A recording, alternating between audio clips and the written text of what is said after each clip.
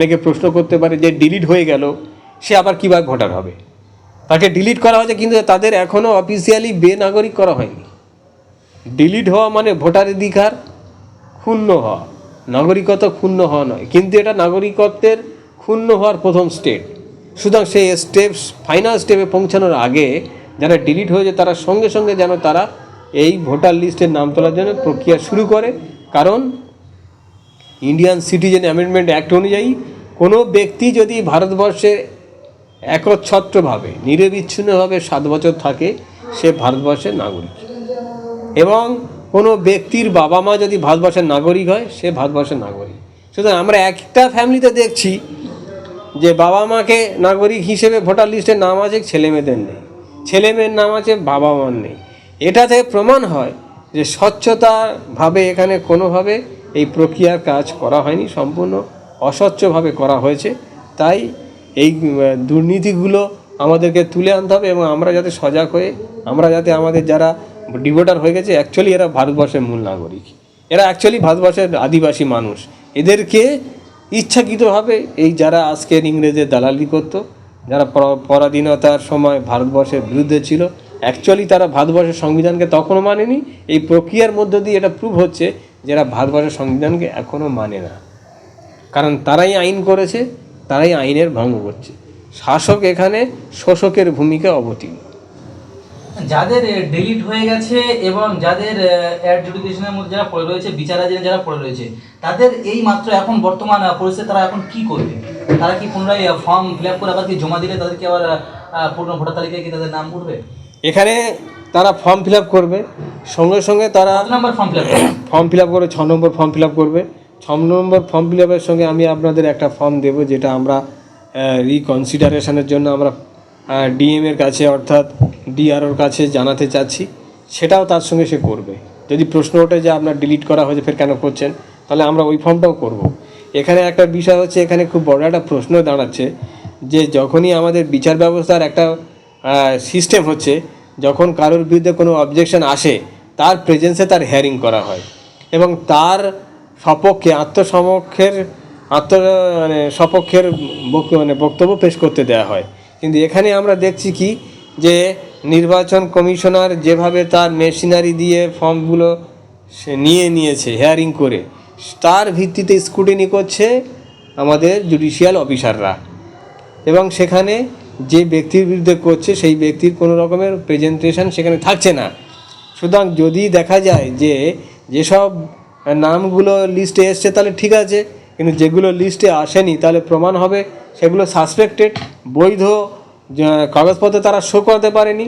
সুতরাং আমি জুডিশিয়াল অফিসারদের কাছে অনুরোধ করব এবং আমি আশা করব জুডিশিয়াল অফিসাররা যাদেরকে সাসপেক্টেড মনে করছে, যাদের ডকুমেন্ট পর্যাপ্ত নয় এবং ডকুমেন্টগুলো প্রপার নেই, সেই সব ব্যক্তিদেরকে তাদের প্রেজেন্সে হিয়ারিং করা হোক, তাদের কাছে জানতে চাওয়া হোক যে তাদের এই ডকুমেন্ট চাওয়া হচ্ছে, এই ডকুমেন্ট তারা শো করতে পারছে কি না। যদি তারা সদুত্তর না দিতে পারে, যদি তারা সঠিক ডকুমেন্ট না দিতে পারে, তখন তাদেরকে ডিলিট করার চিন্তাভাবনা করা হোক। তার আগে যদি করে, এটা জানতে হবে যে আমাদের একটা শ্রেণীর জুডিশিয়াল অফিসাররা যারা বিচারকের বসে আমাদের সামনে আসামিদের আত্মপক্ষের সমর্থনের জন্য সময় দিত, তারা আজকে সেই জায়গাটা ওখানে গিয়ে সেই নীতি আদর্শটাকে, ওখানে জুডিশিয়াল সিস্টেমটাকে তারা মেনটেন করতে পারছে না। সুতরাং যদি এরকমই হয় তাহলে অবশ্যই আরটিআই করবে, তথ্য জানার অধিকারে জানতে চাইবে কোন ডকুমেন্টের ভিত্তিতে তাকে এরকমই এই ডিভোটার করা হলো, কি কারণে বা কে বা কারা তার বিরুদ্ধে ফর্ম 7 ফিল আপ করেছে, কেন ফিল আপ করেছে, সেখানে কী কারণ দেখিয়েছে, সেটা জানতে চাও। এটা সজাগ হতে বলবো যে যারা ডিলিট হয়ে গেছে অ্যাকচুয়ালি আইনের চোখে, এই সরকারের চোখে, তাহলে তারা ডিভোটার, অ্যাকচুয়ালি ভারতবর্ষের নাগরিক হিসেবে তারা সাসপেক্টেড হয়েছে, কিন্তু বিষয়টা তা না। বিষয়টা হচ্ছে চক্রান্ত করে তাদেরকে ডিভোটার করা হয়েছে। কারণ যে 2002 সালে যদি ভোটার লিস্টের নাম থাকে তার বা তার কোনো আত্মীয়, তাহলে তাদের সেই প্রুফ দিলে হবে। কিন্তু আমরা দেখছি যে 2002 সালের ভোটার লিস্টের নাম আছে, তার নাম আছে, তার আত্মীয়দের নাম আছে, তারপরেও তাদের সেই ভোটার লিস্টে বাদ দেওয়া হয়েছে। তো সুতরাং সেই জায়গায় দাঁড়িয়ে এটা বোঝা যাচ্ছে কি, যে মানুষকে ইচ্ছা করে ইন্টেনশনালি এটা করা হচ্ছে।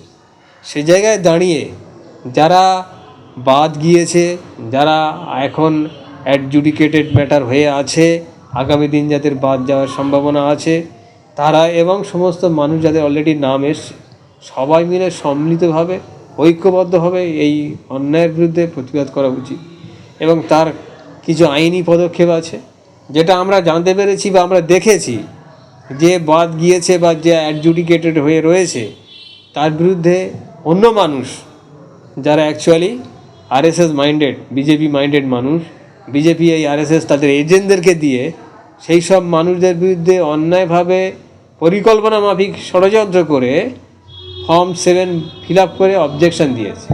যেই অবজেকশনের ভিত্তিতে তাকে বলা হচ্ছে এ রোহিঙ্গা বা বিদেশি, যেটা শুভেন্দু অধিকারীর এই পূর্ব প্রি প্ল্যানিং যে পরিকল্পনা এটা বোঝা যাচ্ছে এবং সেভাবে সেটা করছে। শুধু আমাদের কাজ হবে যারা ডিলিট হয়ে গেছে, আগামী দিন যারা ডিলিট হবে ফর্ম 7 তাদের বিরুদ্ধে কোনো ফিল আপ হয়েছে কি না, যদি ফিল আপ হয়ে থাকে তাহলে সেই ব্যক্তির বিরুদ্ধে এফআইআর করা, পুলিশের কাছে এফআইআর করা। পুলিশ যদি সেই এফআইআর না নেয়, পুলিশের ওই পুলিশ স্টেশনের পুলিশ অফিসারের বিরুদ্ধে এফআইআর করা, যে এরা তাহলে এই ষড়যন্ত্রের শিকার। এবং যারা দেখা যাচ্ছে যদি কোনো কারণে কোনো এই কারণে কেউ মারা গিয়ে থাকে বা মারা গিয়েছে, তার জন্য নির্বাচন কমিশনে এবং তার মেশিনারি যারা আছে পদাধিকার তাদের বিরুদ্ধে এফআইআর করা এবং কম্পেনসেশন চাওয়া, কেস ফাইল করা। তারপরে এটা তাদের আরটিআই করে দেখা। আমরা দেখেছি যে একজনের নাম রহিম করিম, তার একই কারণে একই ডকুমেন্ট থাকা সত্ত্বেও তার নাম ডিলিট করা হচ্ছে, আর ওই একই ডকুমেন্ট একই কারণ থাকা সত্ত্বেও নেপাল গোপালকে নাম রাখা হচ্ছে। তাহলে এখানে সে প্রশ্ন করতে পারে আরটিআই করে যে কিসের ভিত্তিতে তার নাম রাখা হলো, কিসের ভিত্তিতে আমার নাম বাদ দেওয়া হলো। এই প্রশ্নটা সে নির্বাচনে যে ইয়ারও আছে, বিএলআরও আছে, সিআরও আছে, তাদেরকে জানতে পারে এবং তার ভিত্তিতে আগামী দিন আমরা বা যারা তারা আইনের আশ্রয় নিতে পারে।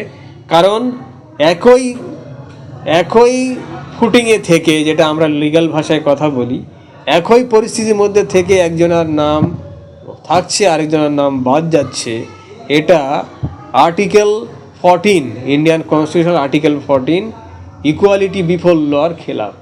সুতরাং সাংবিধানিক অবমাননা করা হয়েছে এবং সেই সব মানুষগুলো সংবিধান হাইকোর্ট এবং সুপ্রিম কোর্টে তার এই ভিত্তিতে রিট ফাইল করতে পারে যে এটা সংবিধান বিরোধী কাজ হয়েছে, এখানে আমাদেরকে লিঙ্গ এবং জাতিভেদে পার্থক্য দেখানো হয়েছে।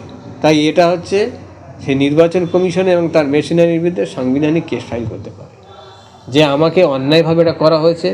এবং সর্বশেষে যেটা কথা হচ্ছে যে আজকের যাদের ডিলিট করা হয়েছে তাদের গত 28 তারিখের লিস্ট বের হয়েছে, সুতরাং গত 28 তারিখ থেকে 15 দিনের মধ্যে তারা পুনরায় তাদের নাম তুলতে পারে। 15 দিনের মধ্যে সেটা করার জন্য তারা ফর্ম 6 ব্যবহার করতে পারে, অথবা ফর্ম 6-এর সঙ্গে আর একটা ফর্ম আমাদের কাছে আছে, আমরা প্রিপারেশন করেছি, যেটা রিকনসিডারেশন করার জন্য, যে আমাদের সমস্ত বৈধ নাগরিক, বৈধ ভোটার হওয়ার যা যা ডকুমেন্ট আপনার চাই, গভর্নমেন্ট যা যা ডকুমেন্টকে স্বীকৃতি দিয়েছে ইতিপূর্বে, সমস্ত ডকুমেন্ট, এমনকি the prime minister of India, the president of India যে ডকুমেন্ট আছে, ভারতবর্ষের প্রধানমন্ত্রী যে ডকুমেন্ট আছে, ইভেন নির্বাচন কমিশনের যে ডকুমেন্ট আছে, আমার সেই ডকুমেন্ট আছে।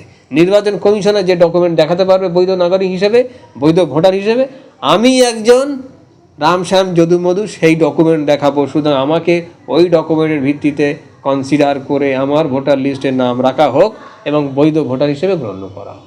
তারা আবার ফর্ম ফিল আপ করতে হবে এবং 15 দিনের মধ্যে। আগামী তাদের অ্যাডজুডিকেট হিসেবে রাখা হয়েছে, তাদের যে লিস্ট বেরোবে, তাদের যদি দেখা যায় ওরকম নাম বাদ দেওয়া হয়েছে, তারা সেম প্রসেসে করবেই।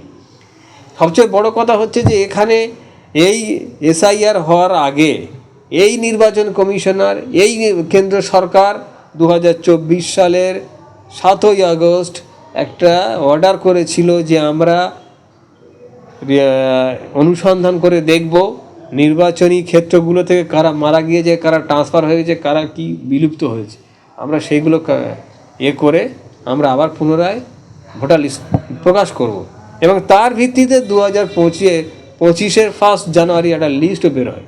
সেই লিস্টটাকে পুরোপুরি অ্যালুপ করে, সেই লিস্টটাকে পুরো সরিয়ে দিয়ে এই চক্রান্ত করার জন্য এটা করা হচ্ছে। সুতরাং এখানে যাদেরকে ডিলিট করা হলো, যাদেরকে আগামী দিন অ্যাডজুডিকেট করে রাখা হয়েছে, এরকম মানুষ আছে একজন এক্স জাজ, তিনি একজন জাজ সাহেব, তিনি পশ্চিমবাংলার মাইনরিটি চেয়ারম্যান ছিলেন বিগত কয়েক দশক, তার নাম অ্যাডজুডিকেট করে রাখা হয়েছে। আমাকে মুর্শিদাবাদে ফোন করেছে একজন জয়েন্ট ভিডিও তার নাম করে রাখা হয়েছে। একজন বিদেশ সফর করেছে নাকি 7 বার, তার পাসপোর্টে ভিসার ছাপ মারা আছে, তাকে অ্যাডজুডিকেট করে রাখা হয়েছে। সুতরাং এখানে সেই নেপালের মা গোপালের মা ঠিক আছে, কিন্তু যে জাজ যে শত শত নাগরিকের বিচার দিয়েছে, শিলছাপ মেরেছে, তাকে অ্যাডজুডিকেট করা হয়েছে। সুতরাং এটা কোনোভাবে স্বচ্ছতা নেই। এই নির্বাচন কমিশনার যেটা বলা হচ্ছে অ্যাকচুয়ালি নির্যাতন কমিশনার, অত্যাচারী কমিশনার, অত্যাচার শাসক দ্বারা মোটিভেটেড, সেভাবে করা হচ্ছে। তাই এটা সমস্ত মানুষদেরকে ঐক্যবদ্ধভাবে নির্বাচনী যে প্রক্রিয়ায় আবার তারা ফর্ম ফিল আপ করুক, তা যদি না করে আগামী দিন যারা ডিভোটার হলো তাদেরকে কিন্তু কোনো রকমের ভোটাধিকার নেই, মানে নাগরিকত্বের ব্যাপক তাদের উপর প্রশ্ন থাকলো। ইতিমধ্যে আমাদের কাছে খবর আসছে, কিছুক্ষণ আগে আমার মালদার এক সহকর্মী অ্যাডভোকেট ফোন করে আমাকে বললো, জানতে পারলাম যে মালদার রেজিস্ট্রার, জমি রেজিস্ট্রি হয় যেখানে, তারা ঘোষণা করেছে কোনো যারা ডিভোটার হয়েছে তাদের ভোটার লিস্টে নাম নেই, এবং যারা অ্যাডজুডিকেটেড মানে এখন তাদের হিয়ারিং কমপ্লিট হয়নি, তাদের কোনো জমি রেজিস্ট্রি করবে না, তাদের কোনো জমি ট্রানজাকশন তারা রেজিস্টার করবে না। তাদের ডকুমেন্ট দেখাতে হবে, কারেন্ট ভোটার লিস্ট দেখাতে হবে। আগে ভোটার লিস্টের সঙ্গে আমরা কী দিতাম? আধার কার্ড দিতাম, ভোটার কার্ড দিতাম, প্যান কার্ড দিতাম। এখন এই রেজিস্টাররা বলছে যে আপনার কারেন্ট ভোটার লিস্ট দেখাতে হবে। তার মানে বুঝুন এই প্রক্রিয়ার সঙ্গে সঙ্গে কিভাবে একটা দমন পীড়ন চক্রান্ত এই নির্বাচন আধিকারিক এবং তার সরকার তার অফিসিয়ালি যে মেশিনারি আছে তাদেরকে শুরু করে দিয়েছে। সুতরাং একটা ভয়ঙ্কর পরিস্থিতি, ভারতবর্ষের নাগরিককে বেনাগরিক করে পরাধীনতার অন্ধকারে রেখে দাসত্ব করার একটা প্রচেষ্টা করছে এই সরকার। সুতরাং আমাদেরকে সবাইকে একটা সজাগ এবং সচেতনভাবে এটাকে যদি আমরা না করতে পারি, তাহলে আগামী দিন খুব করুণ পরিস্থিতি আমাদের সম্মুখীন হতে হবে। আর সবচেয়ে বড় কথা হচ্ছে যে এই ভারতবর্ষের সরকার তাদের সিটিজেন অ্যামেন্ডমেন্ট অ্যাক্টে বলেছে, অনেকে প্রশ্ন করতে পারে যে ডিলিট হয়ে গেল সে আবার কীভাবে ভোটার হবে, তাকে ডিলিট করা হয়েছে কিন্তু তাদের এখনও অফিসিয়ালি বেনাগরিক করা হয়নি। ডিলিট হওয়া মানে ভোটার অধিকার ক্ষুণ্ণ হওয়া, নাগরিকত্ব ক্ষুণ্ণ হওয়া নয়, কিন্তু এটা নাগরিকত্বের ক্ষুণ্ণ হওয়ার প্রথম স্টেপ। সুতরাং সেই ফাইনাল স্টেপে পৌঁছানোর আগে যারা ডিলিট হয়েছে তারা সঙ্গে সঙ্গে যেন তারা এই ভোটার লিস্টের নাম তোলার জন্য প্রক্রিয়া শুরু করে। কারণ ইন্ডিয়ান সিটিজেন অ্যামেন্ডমেন্ট অ্যাক্ট অনুযায়ী কোনো ব্যক্তি যদি ভারতবর্ষে একচ্ছত্রভাবে নিরবিচ্ছিন্নভাবে 7 বছর থাকে, সে ভারতবর্ষের নাগরিক। এবং কোনো ব্যক্তির বাবা মা যদি ভারতবর্ষের নাগরিক হয়, সে ভারতবর্ষের নাগরিক। সুতরাং আমরা একটা ফ্যামিলিতে দেখছি যে বাবা মাকে নাগরিক হিসেবে ভোটার লিস্টে নাম আছে, ছেলে মেয়েদের নেই, ছেলে মেয়ের নাম আছে, বাবা মার নেই। এটা থেকে প্রমাণ হয় যে স্বচ্ছতাভাবে এখানে কোনোভাবে এই প্রক্রিয়ার কাজ করা হয়নি, সম্পূর্ণ অস্বচ্ছভাবে করা হয়েছে। তাই এই দুর্নীতিগুলো আমাদেরকে তুলে আনতে হবে এবং আমরা যাতে সজাগ হয়ে আমরা যাতে আমাদের যারা ডিভোটার হয়ে গেছে অ্যাকচুয়ালি এরা ভারতবর্ষের মূল নাগরিক, এরা অ্যাকচুয়ালি ভারতবর্ষের আদিবাসী মানুষ, এদেরকে ইচ্ছাকৃতভাবে এই যারা আজকের ইংরেজের দালালি করতো, যারা পরাধীনতার সময় ভারতবর্ষের বিরুদ্ধে ছিল, অ্যাকচুয়ালি তারা ভারতবর্ষের সংবিধানকে তখনও মানেনি। এই প্রক্রিয়ার মধ্য দিয়ে এটা প্রুভ হচ্ছে যারা ভারতবর্ষের সংবিধানকে এখনও মানে না।